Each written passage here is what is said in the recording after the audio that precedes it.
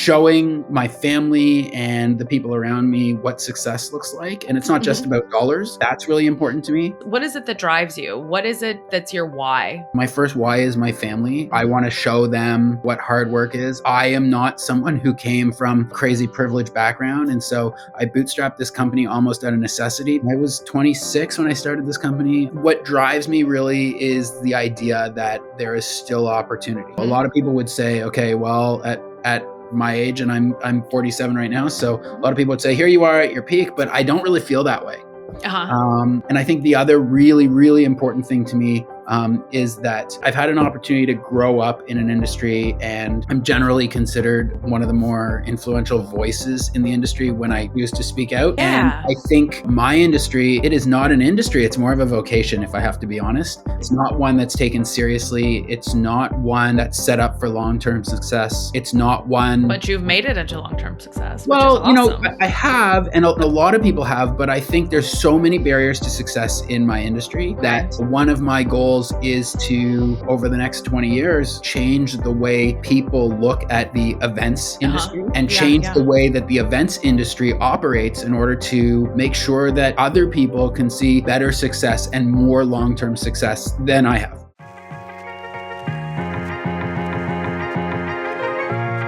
What is up, everybody? Welcome back to the Round 2 podcast. I am your host, Nikki Corbett, and I am sharing the screen today, sharing the studio today with Aaron Kaufman, who is president of Fifth Element Group. Aaron, welcome to the show. Thank you so much for having me. I really appreciate it, and I'm excited to be here.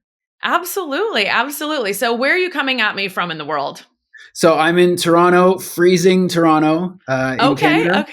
Awesome. It's an awesome city to be in. I definitely encourage everyone to come up and visit, but probably not between like November and March.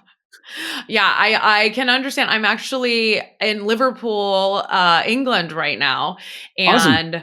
The last few days it's been quite chilly. Like, everyone here, they use Celsius. I know you guys in Canada use Celsius as well. Yeah. So, the people I'm with are like, oh gosh, it's going to be -5 today. And I'm like frantically, looking at my weather app and I'm like, oh, that's freezing. That's 30 something degrees or 29 degrees. I'm like, dang. Yeah. It's definitely cold. And for everyone who's going to watch next week, it's supposed to be -18 Celsius, which is about -6 or 7 Fahrenheit here. So we're all gearing up, and we talk about it all the time. Like, do you know next Tuesday it's supposed to be whatever? So isn't it so funny how the weather is just always such a topic of conversation, no matter where you are in the world and no matter what season it is? It's always like something. It's either we're waiting for something, we're waiting to get past something. Yeah. And even in politics now, right? It's always about, global warming or this or that. And it all relates back to the weather. So, the weather. I'm not excited to get so cold next week, but I do know that the cold days or the coldest days are hopefully behind us. And once March, April comes, it starts to warm up and it's a beautiful city to be in. There we go. So are you originally from there? I am originally from Toronto. I've lived here most of my life. I've been lucky enough to travel mostly across North America quite a bit, meeting great people in my industry and businesses in general and doing a lot of speaking. But I spent most of my life in Toronto, and Toronto's a really big city, right? It's like saying people have lived in New York their whole life. So there's, I've lived in different areas of Toronto, but ultimately it's always been home. Awesome. Yeah. Well, it's exciting. One of the interesting things about my podcast is that I feel like people, either if they're in like similar industries or from similar locations, all kind of filter through around the same time. So it's interesting. Like the friend that I'm staying with here in Liverpool, she's Canadian, but she's from Vancouver. But I'm just like, right when we hopped on, I heard your accent. I was like, wait a minute, he's Canadian? I'm like, awesome. Yeah, it's funny because when you look at the US, right, like people in New York sound very different than people in LA. Yeah. They sound very different than people from Texas. But when you talk to a Canadian, it kind of all sounds the same. I don't know that I say a as much, but I do know that when I use words like out and about, it's very, very obvious. And so, those are some of the Canadian characteristics. But, Canadians are good people in spite of some funny words that we say. And absolutely. Yeah. Well, wonderful. So you grew up in Toronto. You had your life there. What was that like? Do you have a big family, small family? Yeah, I don't have a huge family. So, it was always for me I think, I've always had a lot of friends and a lot of good people around me. I've always been pretty social. And that's kind of served me really well. Mm-hmm. And then, I got married young, or at least my wife is younger than I am. And so I've been married over 20 years now. Oh my And gosh, wow. yeah, that's Congratulations. cool. And now I have three kids, Mhm. and I kind of have had this really interesting, cool transformation around. When I was young, I admittedly like to party a lot and hang out, Uh-huh. and I'm sure we'll get into some stories about how I got into what I'm doing. But Yes. as kind of I've gotten older, I have twin boys. They're 11 years old. Oh, I bet that keeps you And busy. that keeps me busy, and they're both avid hockey players and stuff. So I do Okay. spend a lot of times in hockey rinks with great people. Nice. There's always the pregame beer or hanging out and stuff like that. So that's always Uh-huh. fun. And so it's changed in terms of like the type of people and the type of situations I'm in. My daughter is 14 and she's very into the theater and stuff. So Mhm. I attend a lot more theater than I used to, which is great. Yeah, yeah. We recently saw Mamma Mia, which is a lot of fun. Oh, how fun. Um, That's such a great yeah, show. yeah. Yeah. So it's definitely changed a lot. And but Mhm. being from here, I've found myself kind of moving through life in a way that I still get to see a lot of people that I've known for a lot of years, Oh, cool. and I as well get to kind of make new friends and different peer groups as my business Mhm. matures, my kids mature, and we do different Mhm. things. All right. So Fifth Element Group, jump Yeah. in. Tell me how you got started.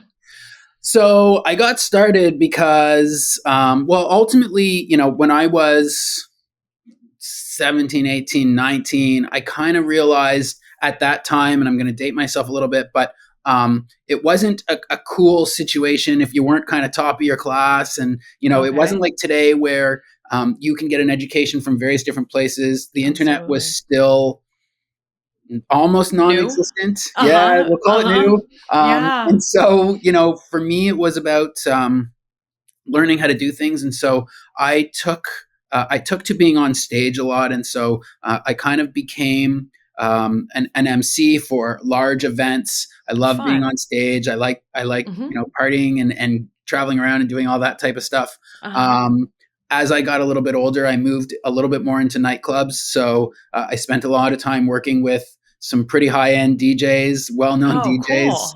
cool. And I toured with a couple of hip hop artists, and that got me involved a little bit more in some of the hip hop clubs and stuff like that. Okay. Um, Wow. yeah, and so That's then I exciting. ultimately moved on to a job where I became at 19 and 20 the head of kind of sales and marketing of this company that was a touring video dance party. And so I would Okay. go out and perform at the shows, but I would also Uh-huh. sell the shows, and we were selling a lot to student councils. And So wait, you were know, you actually a dancer?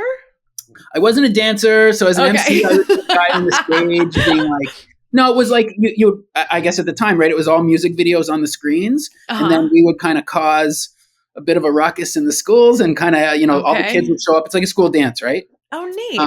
And I became involved in that company a little bit to the point where that company needed some help with revenues. Schools simply Uh-huh. didn't have enough money to continue Sure. to fund the cost of producing an event like that.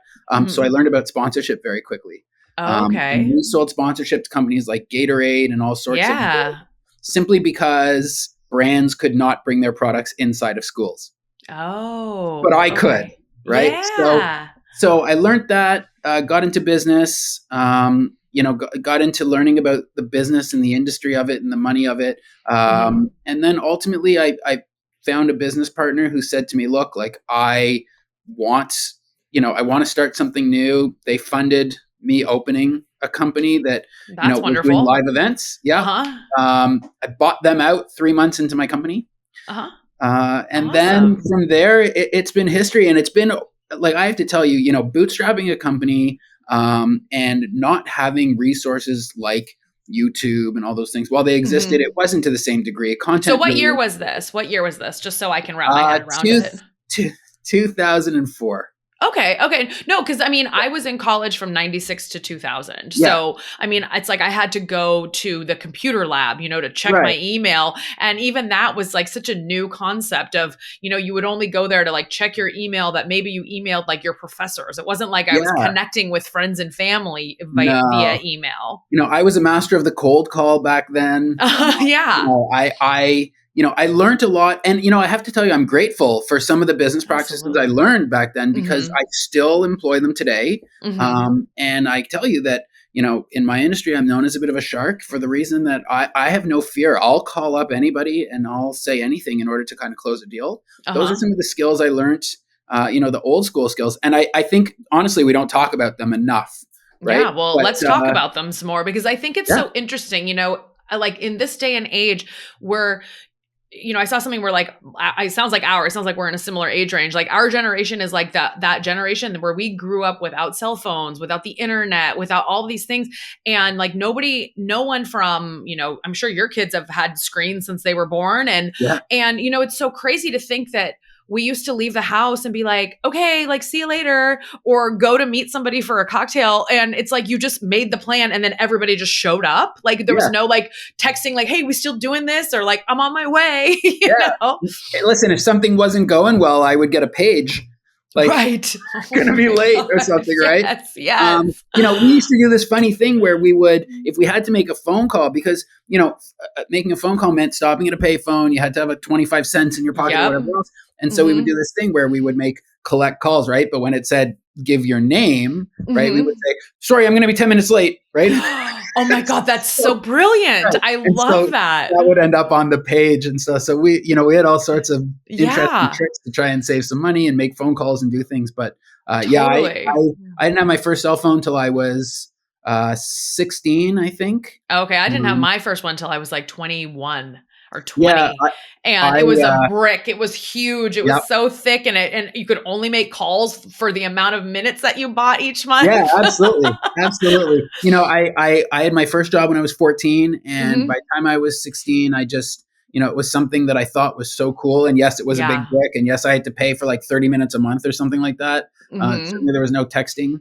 Yeah, no But I texting. think technology's always been interesting to me, and it's Hmm. funny as I've gotten older, I've certainly recognized that I've probably fallen behind, but when I Oh was yeah. 17, 18, 19, I certainly was, interested in making sure that I kept up with some of those things. No, I know. I remember I had a pager in high school and getting made so much fun of, but I was like, but this is so cool. Like you can Right, page me, like right. call me, Absolutely. hit me up. Absolutely.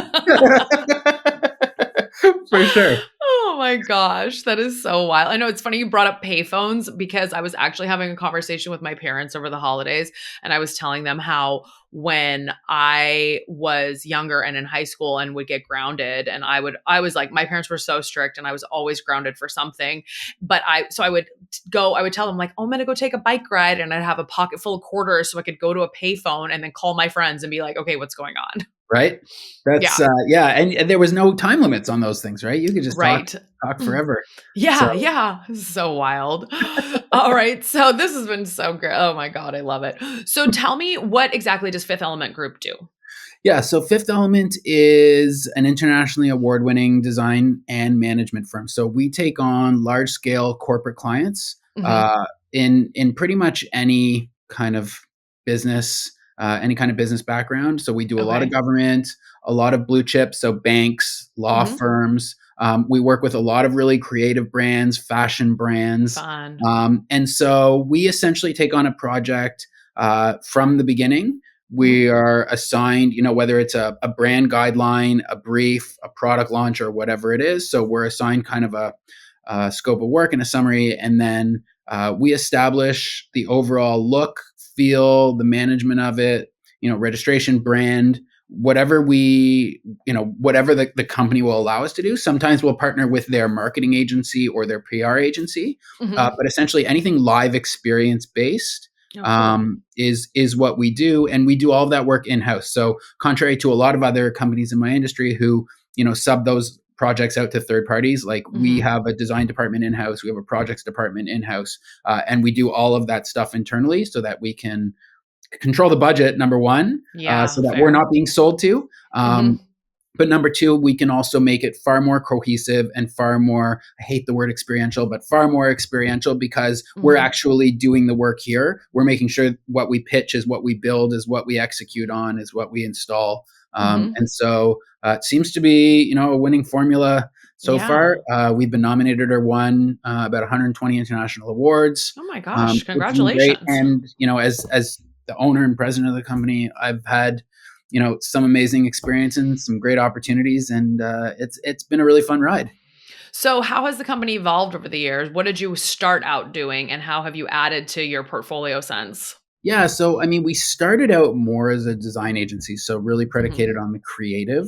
Mhm. When I started the company, it was, this industry was really about, okay, one person would get a bit of budget and then they would sub out every little piece, right? Mhm. And so what happens when you do that? Well, ultimately, why would you sub out to 10 different companies? You're paying 10 different delivery fees. You Yeah. now, you're getting 10 quotes that are 10% over budget because nobody ever quotes on budget. Mhm. And then one person in the middle would have to decide where to cut. And Yeah, so yeah. ultimately, when those events would get put together, they'd never look right, right? Mhm. Or they'd be missing things because someone cut too much on one side and not the other and didn't Oh, really know what they okay. were doing, right? Uh-huh. And so we started as a company who managed everything from the design perspective internally. And the way we've expanded is really to be able to take on roles like venue sourcing, Mm. contracting hotels, flights we've done, and incentive work, destination work. Wow. And the other area that we've really kind of jumped into is strategy in terms Mhm. of how to present brands live. So we don't Okay. touch, for example, like digital strategy. That's Mhm. that's not in our wheelhouse. We could Okay. certainly do, a registration website and things like that, but we don't Mhm. touch like how you want to be presented online. Uh-huh. Where we are experts is how you want to be presented live. Okay, cool. Yeah. Cool. So what's been some of your like biggest or maybe not necessarily even biggest, like what's been some of the things that you guys have put on that makes you the most proud? Yeah, I could. There's a laundry list. Mhm. Every time I see us innovate something or do something different, I look at it and go, not only have we done something really cool that's never been done before, but live events are a one take option, right? Right? So we had Yeah. we had the guts enough to go and try something, knowing that like Uh-huh. if we fucked it up, it was one try, right? Yeah. And that would be the end of that. And so every time I review all of our events over the years, I look at those ones that I say, we took a risk and we Mhm. succeeded. I can tell you that in all of our years, we have never, thankfully, had a major calamity at an event. We've Uh-huh. never had something that we've tried to do not work, Okay. which is amazing. Yeah. We've worked with some unbelievable people. Like this past year, we brought as a speaker in a keynote, we brought out Gene Simmons Oh my um, gosh, fun. to to speak to a bank group, right? Okay. And that doesn't sound that crazy, except for the fact that Gene Simmons as a persona and as a person, it's a risky play to bring them out to a company who's very Uh-huh. heavily, uh, into DE&I and who's very heavily into kind of making sure that the kind of the corporate brand is always represented. Right. And Yeah. so you And never when know Gene what. Simmons comes out, does he come out looking like Kiss or does he come out looking like himself? So I mean, he doesn't put the makeup on, Okay. but his tongue's attached to his face, right? So that Yeah. that's there. Yeah. And that's one of those things. Like, but he did an awesome job for us. Mhm. A couple of years ago, we did an event where we actually, opened the doors and dropped all of the dining tables from the ceiling. Oh, That was wow. something that took, a lot of guts to do. Yeah. So I can look back and I can kind of pinpoint certain events and certain times and certain places and say, Mhm. hey, you know what? Like this was really cool. We worked with Bare Naked Ladies this past summer for Oh, a group of fun. 5,000 people. That was Okay. amazing.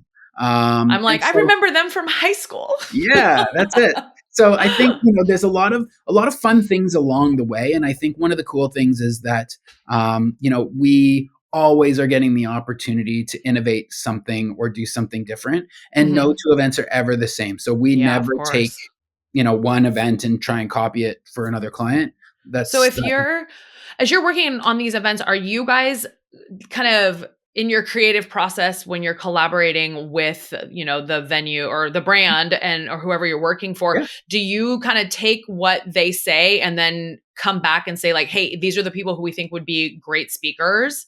Yeah. Or do they come with two ideas or do they come to you with ideas and say, hey, we want this person to speak or perform or whatever? I mean, so certainly we're really collaborative in our efforts, but Hmm. ultimately the clients who trust us are the clients that get our best work, Okay. right? Makes So sense. Yeah. usually, the best work we can do is when a client says, here's roughly our budget. We trust you. Come back to Hmm. us with something that's going to blow us away.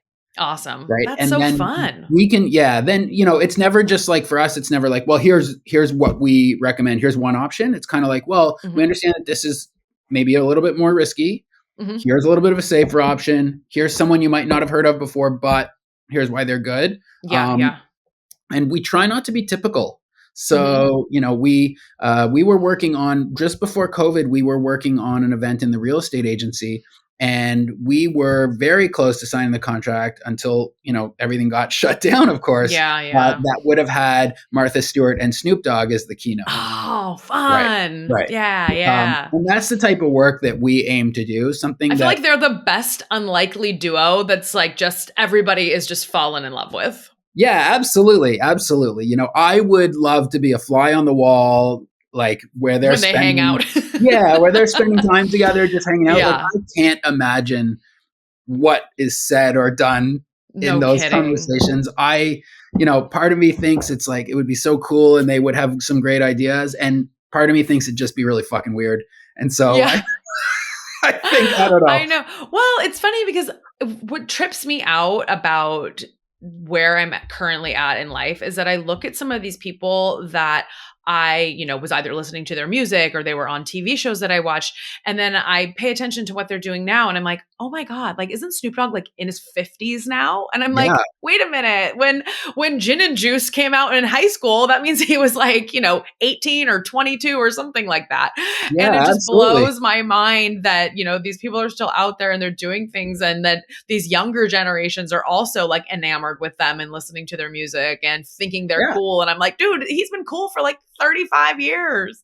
Yeah, for sure. And you know what? It's funny because like Snoop Dogg has a new album out right now that Hmm. I'm really digging. And so I turn it on with my kids in the car, obviously not the explicit version. Right, And right. I they're like, duh, this kind of sucks, but then they want to hear mumbling people or they want to hear something they've heard on TikTok. And I'm like, Yeah.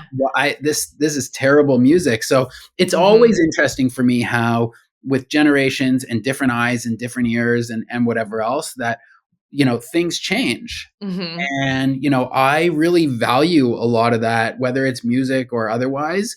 I really pay attention to some of those changes. And I think, it shows when I'm watching people online, it shows when I'm listening to people or podcasts or different things. I Hmm. think generationally, the youngest kids right now, so I'm going to call them, high schoolers and Yeah. below, Hmm. they're doing things which is which really crazy to me. And when I was growing up, my parents were listening to still, let's say, like the Beach Boys or the Beatles or Hmm. something like that, Yeah, and totally. I can dig that, right? i Yeah. i think like that's super cool. But Hmm. most of the stuff that I was listening to when I was a teenager, my kids now are like, what the fuck is this? Turn it off, right? And Yeah, that's crazy for me. That's it is crazy. I think that's wild. And so, I really envy the youngest generation right now. I think they're going to grow up in a time very similar to the '60s, where Hmm. there was a lot of transformation, a lot of Yeah. change, a lot of really cool opportunities. Hmm. And I know a lot of people in the business world, and you'll see it on LinkedIn and stuff. It's all doom and gloom, and Hmm. everyone's got a buzzword or a keyword, whether it's sustainability or DEI or whatever else that people are so Yeah. focused on in business. And I'm trying to look at things, and I'm trying to say, in today's world, people don't care, whether you're male or female, your background, your gender. I think all of those things are unreal because I think it opens up so many possibilities just for people to do great Hmm. things. Yeah. And Well, I I think envy that that youngest generation. Yeah, I mean, it's so interesting. I feel like we're at this time where we're more connected than ever. And we have, all these opportunities to connect with different people from literally all over the world and all different ages. And, I love learning from the younger generation and like trying to see, like, okay, what's driving them? Like, what are they excited about? Why are they listening to this music, or why is this having a renaissance? I mean, it is so interesting. Like we were talking about music, how some of these bands, I had an Uber driver over the summer in Poland. And when I got in the car and started talking to him, he was like, "Oh my gosh, where are you from? You sound American." And I said, "I am." And he said, "Where in America?" And I said, "California." And he said, "Oh my God, Hotel California is my favorite song." And I was like, "How old are you?" And he was like, "I'm 21." And I was like, this 21-year-old Polish kid is Yeah. like loving Hotel California. And I'm like, that is so interesting to me. Yeah, absolutely. And you know what? I think it just comes down to like exposure and different things. And I think again, the youngest generations right now, they are exposed to so much. Hmm. And I think they all have such interesting perspective on the world. And I think again, the same way that kids growing up in the 60s, exposure while there wasn't internet Hmm. became so much greater and people became Yeah. so much more mobile. And I want to say that a lot more people had cars and vehicles even in the Hmm. 40s and 50s, of course. And all of a sudden, people could get places easy and they could, Yeah. there was just so many more options. And I think things like music festivals started, of course, with, Woodstock and other things. But, Hmm. ultimately, those people, they were exposed to so many new experiences. And I think that the newest generation of kids now, and I'm talking, high school and under, Hmm. they're exposed to so much stuff. Not all of it's good, but they're Yeah. exposed to so much. And I think, the nice thing is that if all the walls are removed in terms of bias, so you Hmm. don't have any more, I don't think we have any more kids growing up thinking, you know, men should make more than women, or people should stay home, or certain Yeah. backgrounds deserve more. I think all of that kind of is a learned thing, and I think obviously Hmm. shame on people who are still teaching those things. But at the Hmm. end of the day, my kids are going to grow up and they're going to learn everyone's the same and everything's the same, and your Yeah. possibilities are driven by you, but you Yes. have access to be able to do and be anything in this world, Anything. right? Absolutely. You can be anything and anybody, and you can drive your own success. And I think that those are things that we haven't seen in a long, long time. Hmm. And so I'm excited to see how the business world and the world in general looks over the next 20 or 25 years. Yeah, definitely. So, okay, talking about how business is going to grow and how you can go out and do anything and be anything. I feel like that's very innate within you. So tell me, like, what is it that drives you? What is it that's your why? Yeah, I think, I mean, there's obviously a few things. My first why is my family. I Hmm. want to show them, what hard work is. I am not someone who came from, a crazy privileged background. And so I bootstrapped this company almost out of necessity because, Hmm. I met my wife. I wanted to show her dad that I could, make a life for us and stuff I like that. love So I started that. this company, and to be honest, the first 10 years I was a kid, right? Uh-huh. I was 26 when I started this company. I was a kid. And so, it was a kid running a business. And every time Uh-huh. we got, a little bit of money in the door, I would be so excited. And, I'd go out Yeah. and, have some drinks. And, I think what drives me really is the idea that there is still opportunity. A Hmm. lot of people would say, okay, well, at my age, and I'm 47 right now. So a lot of people would say, here you are at your peak, but I don't really feel that way. Uh-huh. And so, showing my family and the people around me what success looks like, and it's not just Hmm. about dollars. Hmm. That's really important to me. And I think the other really, really important thing to me is that I've had an opportunity to grow up in an industry, and I'm generally considered one of the more influential voices in the industry when I Okay. used to speak out. And Yeah. I think my industry is not it is not an industry. It's more of a vocation, if I have to be honest. Okay. It's not one that's taken seriously. It's not one that's set up for long-term success. It's not one. But you've made it into long-term success, which is Well, awesome. I have, and a lot of people have, but I think there's so many barriers to success in my industry that, Okay. one of my goals is to, over the next 20 years, change the way people look at the events Uh-huh. industry and Yeah, change yeah. the way that the events industry operates in order to make sure that other people can see better success and more long-term success than I have. Okay. Okay. That's so interesting because, I'm sitting here as you're saying that and I'm like thinking, gosh, like some of these like major events, I mean, whether it is a concert, whether it's an award show, whether it's an event for a company, or like you were saying, like, you get one shot when something is live, like the Super Bowl halftime, Yep. like all of these different things that happen. And I think like it's so amazing the minds and the creativity that goes on behind it to make it happen and to make everything work and to make everything run. And when there's like millions of dancers and the lighting and the audio and the video people needing to be there to get the shots and all the things, but also not wanting to impact like what are the viewers seeing. I mean, there's so much that is going on that's got to be like it's just a lot and it's wow and this doesn't happen easily. So it's interesting for you to say that you feel like it's not necessarily an industry, that it's a vocation, because I'm like, but there's so much that has to happen right at the exact same time in order for these amazing things to be put on live.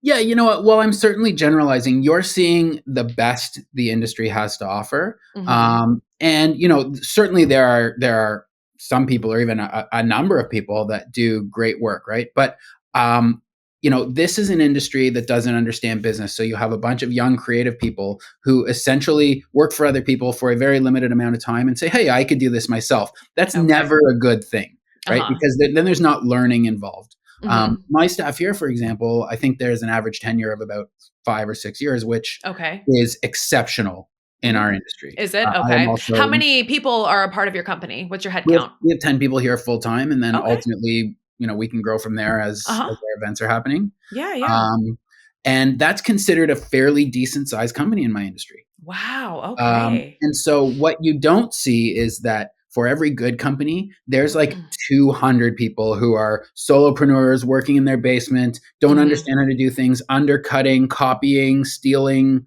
Mm. whatever else, right? Okay. And so, there are so many challenges to my industry. Mhm. And the biggest one of all is that there's really just no barrier to entry. Like, Nikki, you could Okay. say tomorrow I'm going to open, an event management company or an event planning business. And Mhm. what do you need to do that? Fair. Totally fair. Yeah. So, Yeah. unlike most other It's like I industries, couldn't go tomorrow and be like, "I'm a brain surgeon," you right, know? right. But you can even go tomorrow and say, for most businesses, someone would say, well, are you sure you can do this? What's your background? Whatever else. People don't even ask. And Mm. so what you have is you have a situation whereby the most basic business principles are not used in my industry. There is no Okay. regulations. There are no standards. There's no code of ethics. There's no requirement for capital, Okay. right? Okay. And Yeah. so, Crazy. and there's really no overseeing body that looks into things and says, wait a minute, like, we need to do this, we need to do this. And so my industry is really built on a whole lot of buzzwords. Okay. Okay. And so, my goal over the next number of years is to really reestablish the way that my company does business. Because while Mhm. it's always been a company that's upheld the highest standards that we possibly can, and we Mhm. explain those standards to our clients, I want the rest of the industry to have to uphold the same types of standards. And the only Uh-huh. way to do that is to actually teach clients what to look for. Yeah, 1000%. That is so well put. Like you have to be an educator as you're taking them along on this journey of Yeah. creating something great for them. So next time they know more. And also, I guess, do you get a lot of repeat business? I would imagine yes. So yeah, I mean, our business is really built on hopefully keeping clients long-term contracts. So we again are doing business very differently than Mhm. most of the other agencies that do what we do. Mhm. I think it's interesting because I'll share a little story with you. But we were asked, a week before Christmas to bid on a government event. right? Okay. And a lot of these events, they come in with a request for proposal, so you don't actually have to bid on them. Companies in my industry get really pissed off about requests for proposals, and they say, well, we're doing all this free work on spec. But Mhm. I remind everybody, it's just a request. You don't have to do it. If you Yeah, want the yeah. business, this is that, in this case, it's a government, but this is that company's business practice. You can choose Mhm. to adhere to it or not. It doesn't, Yeah. you know, and some we don't answer and some we do. But it was a government one in particular. We prepared a really nice quote, which was due on December 24th. Mhm. Merry And so, Christmas. right, that's shitty because people are off and enjoying the Yeah. time, but okay. And we got a response back, which was, you're clearly the most qualified company for this project. However, you didn't win because the only thing we needed was the lowest price. Oh, So, my perspective is, well, wait a minute. that's so lame. Right. So I'm the most qualified company. I clearly have everything you're looking for. We've done, dozens of these types of events before. Mhm. We're clearly the best fit, probably in the country.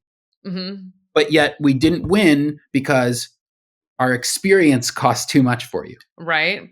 I feel like that's so government though. I feel like that's so Yeah. government coded. Like, oh, well, we don't care about the best we don't want the best person, we want the cheapest person. But so one of the things that happens in my industry is that's actually really most of the companies. Right. Yeah. So I will tell you that people don't see the value in what I do or the Mhm. value in our experience. And so when we do a lot of work for companies and we fill out requests for proposals or we bid on events, Mhm. ultimately, sometimes they'll have like a grading system. So it'll be, you get, out of 100, you get 30 points for your experience, right? Mhm. We'll generally get 30 out of 30 for that. You get, 20 points for showing your project management, the structure and stuff like that. Okay, great. Mhm. 10 points for showing your team. Great. 10 points for, whatever else. And then you get to the last 20 points and it's budget. Budget. And if 10 companies are bidding, right, and you're the Yeah. highest company, you're only getting 10 out of 20 there. Well, guess what? You cannot win this RFP with 90 out of 100. You Yeah. can't, Yeah. because some companies might get 28 out of 30 on the first one, 29 out of Uh-huh. 30, right? And how can you win if you're the most expensive company? Yeah. And so every time we go into an RFP process, there is no value on any of our experiences, any of our previous events, any of our learnings, any of our structure, anything else, even though it's being evaluated. Mhm. Really, at the end of the day, it's a pricing issue. That's Now, crazy. if I asked any of our clients what, as opposed to, let's say, a more mature advertising, marketing, PR, so a creative industry, Mhm. if I said to someone, what should an event agency charge, whether it's hourly or project based or whatever else? Yeah. What should that cost? Where's the study? Where's the data? Where's whatever? It doesn't Yeah. exist. Of course it doesn't exist. Right. Yeah. So now it's just the Wild West, Mhm. right? We have some baseline stuff and generally we adhere to it. But the truth is, if I look at if there's a bidding list that I can see online and I see some of the Mhm. companies, I have to make a decision whether I just want to go and win. Mhm. Sure. Right? Do I have something that week already? Is my Yeah, team really yeah. excited about this particular project? Right? Mhm. So now what do we do? And ultimately, I get that the highest price doesn't always win, right? But Yeah, if yeah. you're being evaluated on points and you're able to get perfect everywhere else, but you're the highest price company, that's really the way business works, Mhm. right? Like, people Yeah. don't go shopping for a Rolls Royce and buy a Chevrolet Right, just exactly. because the price is lowest. Yeah. But I do feel like in a lot of other industries, like you are like pricing it, people do pay higher prices because they know that the quality is going to be better. Correct. So I think one of the things that happens here is that, again, because we're an industry with no standards and no ethics, people don't really know what to look for. Yeah. And so it's really kind of a place where people just say and do what they want. Mhm. Well, and I guess I would wonder too if, in the event space, like when you are budgeting for something, you and correct me if I'm wrong, but I'm just Yeah. thinking back to different companies that I've worked for and how many events they've put on for us on an annual basis. Usually it's one, maybe two.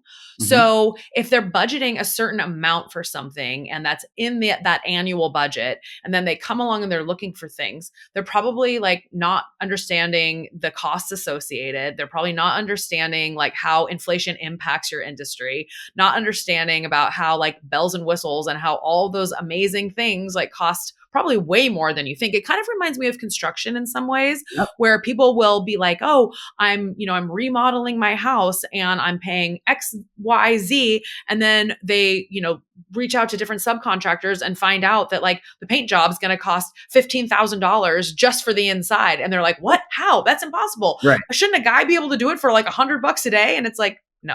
Right.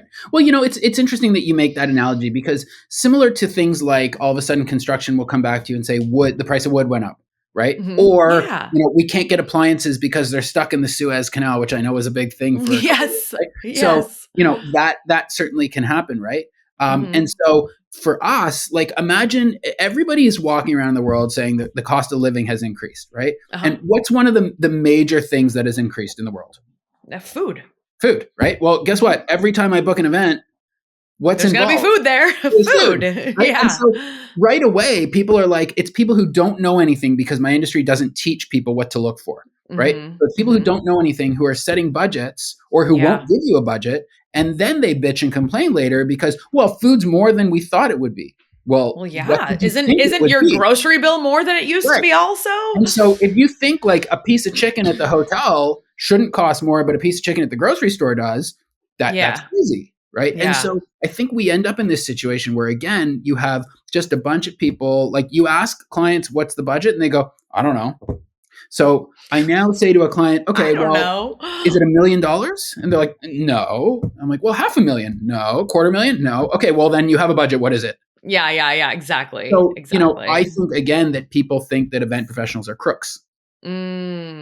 And so what they do is they say, well, they're just going to overcharge me. There's no standard. There's no this. There's no that. They're just going to take all the money, right, and find a way. And they're going to call up, 10 companies and subcontract and whatever else. And that's really what the event industry is struggling with. And that's why, going back to my point before, I really want to be in a position, and I want to put myself in a position where I'm able to help lead the industry out of that. And so similar to the way, advertising and marketing and PR companies matured since, let's say, again, the 50s and 60s, right? Yeah. The event business is still in its infancy, really. It only became kind of big around the 80s. And so I think, it's really time where, we're going to be, 45, 50 years old as an industry. I think it's really time to be able to say, we're going to move forward as a creative industry, and here's what you can expect. And you notice when big companies bid out to the marketing companies, sometimes they'll fragment it into like, this company got our digital business, this company got this. Yeah. Well, very similarly, I think that the live event business needs to have a seat at the table. Yeah, Because absolutely. ultimately, big companies are sending their live event or live experience work out to marketing companies, who are then taking 40% of the budget and calling me. Yep. Right. So the $1 million budget that the end client is expecting becomes a $600,000 budget to me. I take a fee of 20% because we're very transparent with our fees. Right. And so now your $1 million event is $480,000 in real spend. Yeah. How could I ever live up to your expectations? It's Absolutely. less than half of what you were hoping to spend. And so again, we end up in this type of situation. So, the other area for me that's so important is that we find a way for the event industry to become in a position where we can be agency of record for live experience. So I want to manage the strategy behind people's trade shows, live events, internal events, product launches, galas, award shows, and put that whole package together and say, this is a $5 million portfolio next year, or $5 million budget. Now you tell me, similar to the way marketing companies do, you tell me how we should spend it, where we should spend it, why we should spend it. You do the research behind which trade shows we should be at, where our competitors are at. You give us a competitive analysis. You do all those things. That way, we now as a creative industry are sitting at the same table doing the same work as our creative partners, but they're not getting paid out of our budgets to do that for us. And this that's has been really so enlightening. I had no idea that the way this industry was run. Yeah, I mean, the people don't look at us and go, they're smart enough to do strategy. But yet there are some of us who are. And I think it would weed out a lot of the shitty businesses. For sure. But it's also crazy to think that like you're not smart enough. I mean, that just is so ridiculous to do strategy when like creating a live event, there's a huge strategy behind it. And then, like you were saying, like taking it bigger and saying like, okay, like trade shows, live events, et cetera, all those things, putting them all together. There's a huge strategy behind that. For sure. And you know what? I think also like it's about understanding the way that people have to, kind of interact with the live event. So Mhm. what is the attendee experience like? And whether Yeah. it's a giant trade show booth or whatever else, Mhm. a trade show booth looks very different, whether it's in New York, California, Toronto, or Absolutely. Iowa. And Yeah, so yeah. what you end up with is same brand, right? Which means obviously the brand needs to be recognized in the same way. A lot of the Mhm. same collateral, whether it's signage or whatever else, but Sure. maybe the message is slightly different. Maybe the activation is slightly different. Mhm. Maybe the way you speak about the product is a little different. And those are the things that if you hired one live experience company like mine, for example, Uh-huh. to say we're going to do 5 trade shows this year, we're going to do 2 galas, we're going to do a major internal conference, and we want you to manage all that. I can Yeah. now say, here's how I think the demographic in New York reacts differently than California. Mhm. Here's how I think we should present this here and here. I think we should put Mhm. a little bit more budget here. I think Yeah. for your for your big internal event, we should gather data from all the trade shows. We should present that in a way here, right? Mhm. And now you have a real strategy, and people don't really appreciate the fact that they need that. So what they do Yeah. is they just go, I'm going to call a company here to do this. I'm going to call a company here to do this. This Right. company can do this. I'll call a company to do this. I'll call 10 companies to do this. Mhm. And again, the cohesiveness, and that's why people don't see value in what we do, because I feel they like can it's kind call of anybody going anywhere. I feel like the construction like analogy was a good one because it's Yeah. almost like just hodgepodging subcontractors or hiring a general contractor to run it. Yep. Yeah. Absolutely. Absolutely. Yeah. And most people don't, if you were going to build a house in, 2 different areas, again, let's take New York and LA, right? You're not going Yeah. to use the same builder generally. But why Right. not? Well, because they look completely different depending on where you're living in those states. Sure. Yeah. Absolutely. But if you found a good builder, why wouldn't you bring them? Right? Why Fair. could you not bring them? If Yeah. you like them and you trust their work and they did a good work for you and the research was good and good products and good connections and good pricing. Yeah. Oh, 1000%. I mean, if I was building a home in one state and it went great, and then I said, okay, and now I also am going to build a home in this state, I would prefer a referral or someone who say, like, he said, hey, like I've got this network, or we can build in that state too, because I have teams on the ground Right. all day long. Right. Yeah. Absolutely. I And mean, it so goes back to the whole like people like to do business with people they like, right? absolutely 100%. And people they trust.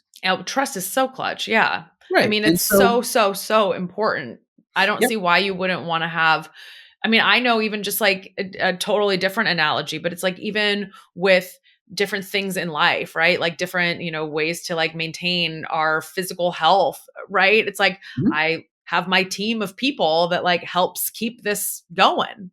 Absolutely. And what's become really interesting is that you look online, right? And I'm on LinkedIn a lot, as you know. Yeah. And one of the really interesting things is I watch a lot of people, and in their videos they say, you should, you should, you should, you should, or Hmm. this is how you do this. But there are Yeah. numbers of ways to do numbers of different things. And so, I Absolutely. think again we're in an age right now where there's so much content to consume, but I don't see people ever saying, if this doesn't work for you, try this. They have kind of a lot of people just have one Yeah. formula, right? And Hmm. I don't love that, because I think, well, that's hard to create change. And the reason why I say that is when people look at an industry like mine, they have their preconceived ideas about it, and they go, well, we're going to do this, we should do this, we should do this, we should do this, instead of listening to someone like me and saying, hey, why don't you look at this from a different way?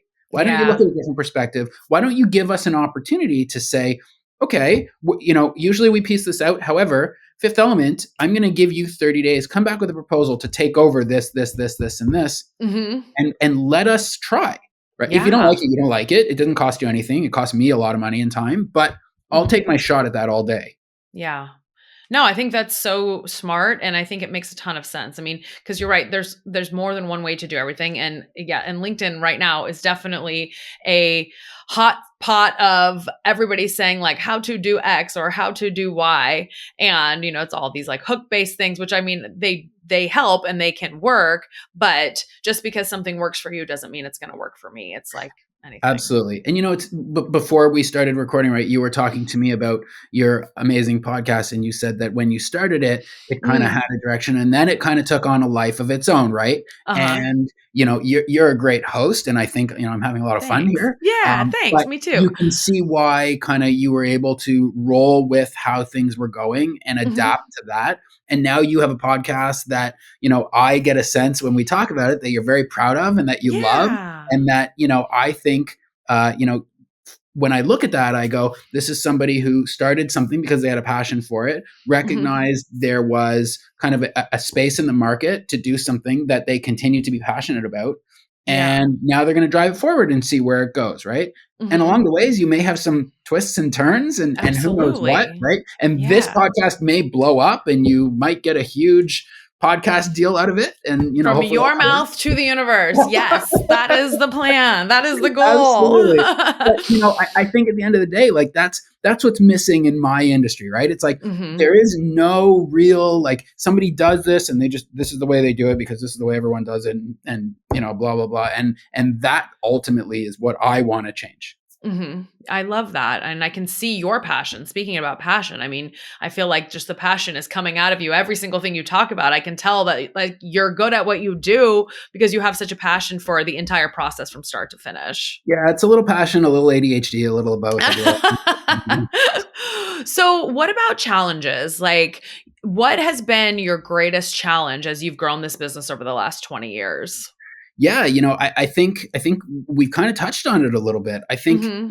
being that it's the Wild West and people kind of break off quickly and start their own companies, and it's Mhm. very hard to have regulations, so people try to steal clients, and contracts aren't really upheld. And we've had big companies, like big international multinational companies, steal our work and not pay for things and do all sorts of things, and because they feel like there's no repercussion. And the truth is, as a small business, and again, thankfully we've been successful enough that day to Yeah. day I don't worry about our business anymore, and we have some great clients, and we've done some amazing things. But I think it's ultimately that problem. I would like to see contraction in Mhm. my industry, not Uh-huh. expansion. I Sure. think there needs to be more capital spent on growing bigger businesses Yeah, so yeah. that we I can know it be more shocked me when you powerful. said you have 10 people. Like, that blew my mind. I thought you were gonna say, like, a couple hundred at least. No, so and that's a 10 people in my industry is a Big team? decent sized team. And Uh-huh. so, I really like, I think that the biggest challenge is that people feel like after 6 months they can do this on their own. And the truth Mm. is, if they're doing it in their parents' basement somewhere and they're making $40,000 by, lowering the bar Mhm. and, taking their money, I guess. Mhm. But you can't do that in any other industry. And Yeah. so, I think that's been the hardest part, because every time I talk to people about mergers and acquisitions, and we've Uh-huh. had tons of conversations over the years about it for both ways. I look at other people's businesses and I say, hey, listen, like, you're a business owner. I would love to bring you over to work with me, right? Yeah. Your business is not successful. And they say, well, we're just going to downsize, charge less, get clients, whatever. And my That industry, doesn't sound fun. no, right? But people Yeah. can't give up that dream, and in my Mhm. industry, because there's no barrier to entry, Mhm. they don't have to. Yeah. And so, I look at it and I say that's been the biggest challenge for me. Mhm. I Well, it's I so it's funny, one of the things that you said about, you've talked to other businesses and said, like, "Hey, it doesn't really seem like you guys are on a growth path, and but, like, we could bring you in and we could do things hmm, together," and then they say, like, "No, like, we'll just downsize and charge less and do whatever." I saw a few videos over the holidays where, it was like some bar, like, advertising this, like, Christmas experience, and the photos that they had of what it was gonna look like on the inside were just, like, amazing, and it was like this amazing, like, little Christmas bar that you would be like, "Oh, I want to go and have, like, this candy cane cocktail." And then the sure. people got there and they were videoing it, and it was like nowhere. It was literally nothing like what they had advertised. And there's like some balloons and some, like, a couple Yeah, Christmas trees, and, like, that's it. And it's like, wait, how are you doing this? And so that just, like, is immediately what came to yeah. mind when you were talking about the difference between. Well, and that's it, right? And I'd like to see my industry own more properties. I'd like to see us have a bigger seat at the table. So those are all the Mhm. challenges for me. It's the business of it. Yeah. The work we do is exceptional, right? I'll tell anybody, dollar for dollar, whether I'm up against somebody that has a team of 200, 300, or five. we're going Mhm. to win. If it was dollar Yeah. for dollar, creatively based on our portfolio and our work and our ability, we're going to win. Mhm. Maybe Yeah. not every time, Yeah. but we're going to win. I think Mhm. where I find the most difficulty is we're at a point right now where we do a good amount of revenue. We have a good amount of base and foundation clients. We Mhm. are, I don't worry year to year if we go up or down 5%. I don't really track that much because Uh-huh. sometimes an event will come into Toronto and we'll get something bigger in a year, and then obviously it's not coming back, it's going somewhere else next year. And but the hard part is those companies don't look to sign us for 3 or 4 years. They just go, well, we're going to RFP in the next city. And Oh, I think okay. that's really been the hardest part, is that most companies in my industry can't put away enough capital to Mhm. create a merger or an acquisition. I Okay. think they don't look for it. I think it's Uh-huh. risk adverse. And I think what's happened is we just have no power. Mhm. So even over COVID, everyone was like, we're going to lobby for more funding because we couldn't really work, Uh-huh. right? Yeah, yeah. I Um, know. I had a yeah, friend who had an event business and she was like, "Okay, I went from literally thriving to zero." yeah, And it absolutely. was totally insane and seeing how a lot of people in that industry that she worked with, they all pivoted to do something else and Right, because but they that's had no dumb, choice. right? So Yeah. here's the problem, right? Herein lies the big problem. So Mhm. people in my industry had to pivot and do something else. Could you Yeah. imagine?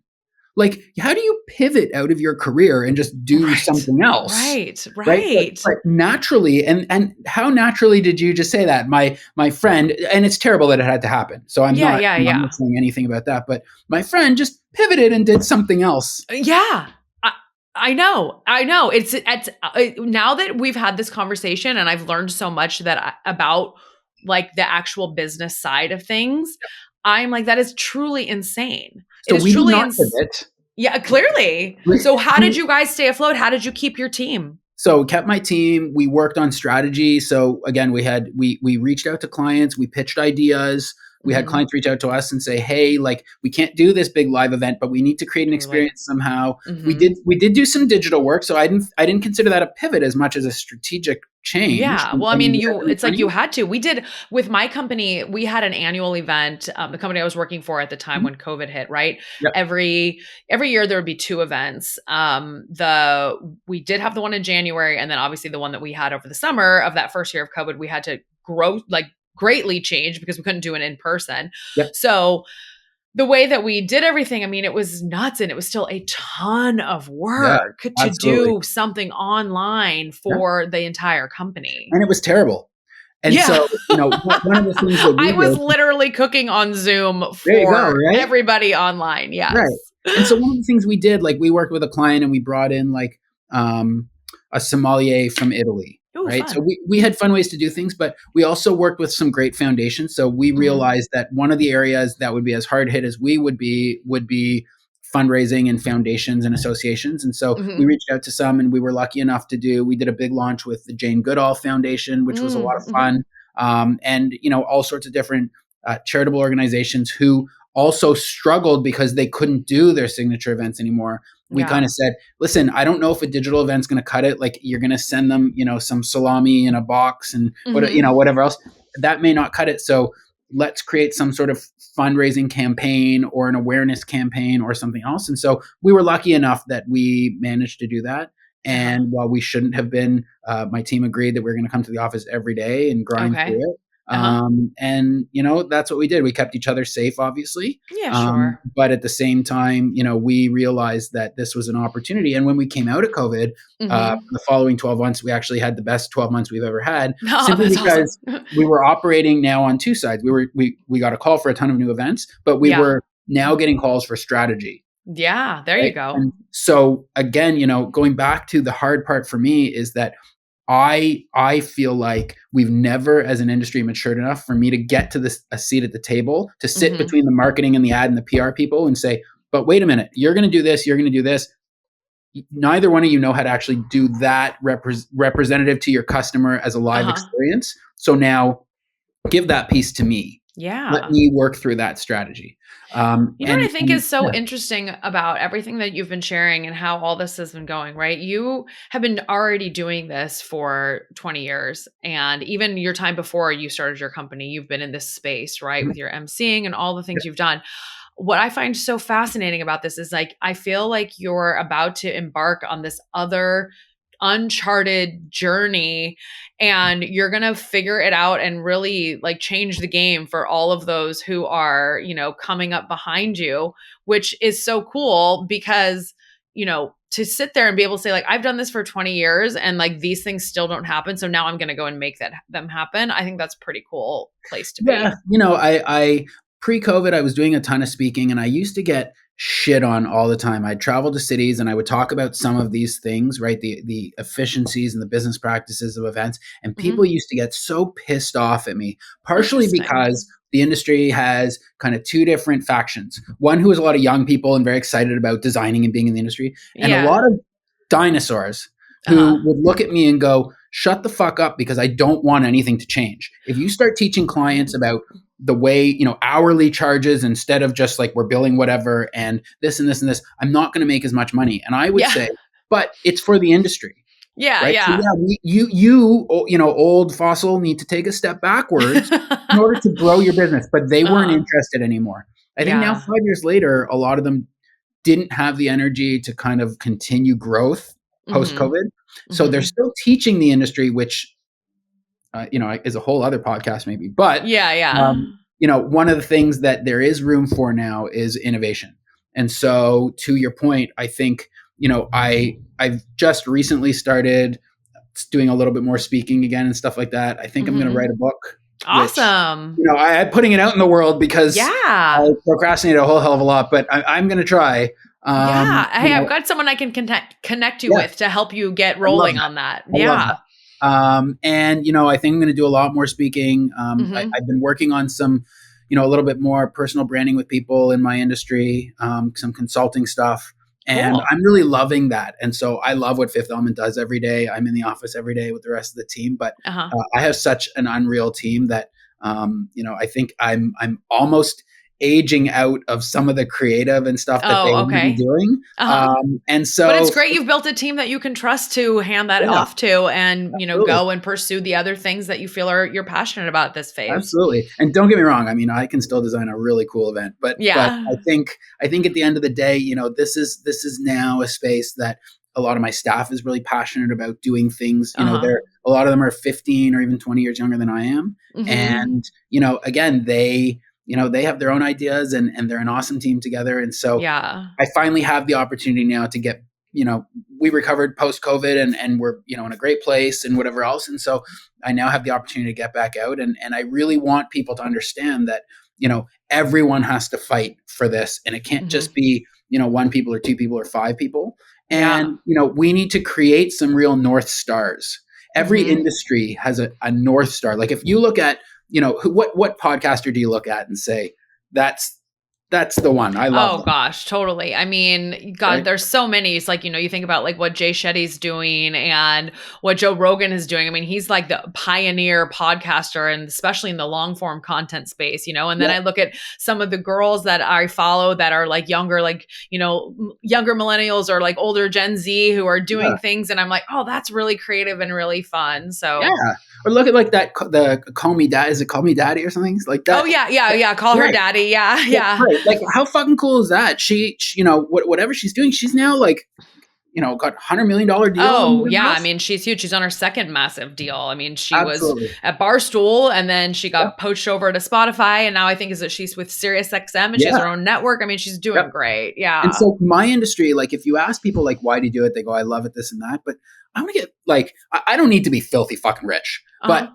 But there is no $100 million deal for event people. Right? Mm-hmm. Whether it's Sure. even doing event work or otherwise, there's Mm-hmm. really no promotional opportunities. I couldn't say to you like who's a famous event Event person. planner. Right? Yeah. You'd be like, I Yeah. don't fucking know. But if I said Yeah. to you, who's a famous economist, you might say Warren Buffett, or a famous marketing Right. person, you might say Gary Vee, or there Yeah. are famous people in every industry that you look at, there are You know who North I Stars. immediately thought of when you said famous person in event spaces? As I thought of that movie Father of the Bride and the wedding planner.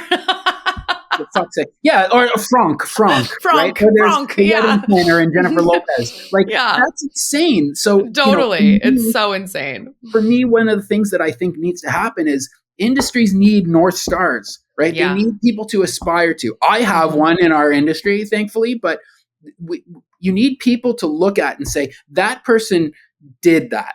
Yeah. And that person is now someone that I can look at and I can grow into. And they bought companies and they merged and they acquired and they hired and they took risk and they did all of those things. And now they have an unbelievable business. But Mhm. I work to make money. Yeah, I want to of do the course. best work I can, right? But I work to make Yeah. money, and I can't look at people in my industry and say the same thing.